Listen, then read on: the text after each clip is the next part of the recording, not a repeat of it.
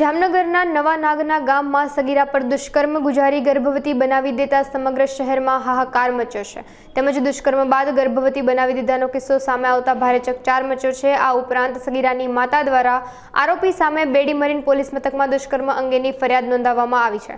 તેમજ આરોપીએ આપઘાતનો પ્રયાસ કરતા ઇજાગ્રસ્ત બન્યો હતો, જેને સારવાર અર્થે હોસ્પિટલ ખાતે ખસેડવામાં આવ્યો છે. આ ઉપરાંત બેડી પોલીસ દ્વારા વધુ તપાસ હાથ ધરવામાં આવી છે.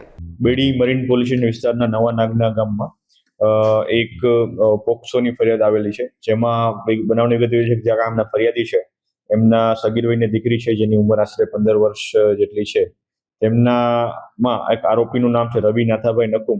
આ સદરુ આરોપી દ્વારા આ બાળકીને એમની મરજી વિરુદ્ધ વારંવાર શરીર સંબંધ બાંધી અને આશરે 8 માસનો ગર્ભ રાખી દઈ અને એને જો કોઈને બહાર જાણ કરશે તો તેને જાનથી મારી નાખવાની ધમકી બાબતની એક ફરિયાદ બેડી મરીન પોલીસમાં દાખલ થઈ છે. અને આ આરોપીને પકડવા માટેની પ્રક્રિયા હાલ ચાલુમાં છે.